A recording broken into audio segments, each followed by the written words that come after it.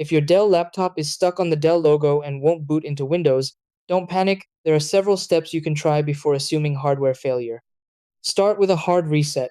Power the laptop off completely, unplug the charger, and remove the battery if it's removable. Hold the power button for 15-20 seconds to drain residual electricity. Then reconnect power and try starting it again. This clears minor startup glitches.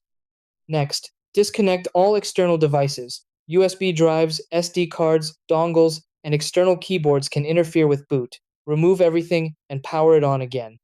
While it's stuck on the Dell logo, repeatedly press F12 to open the boot menu and select Diagnostics. This checks memory, storage, and hardware components for errors. If a drive failure appears, that's likely the issue. You can also try entering recovery mode. Restart and interrupt startup 3 times to open Windows Recovery. Then choose Troubleshoot, then Advanced Options, then Startup Settings, then Safe Mode. If it boots in Safe Mode, a recent driver or update may be the cause.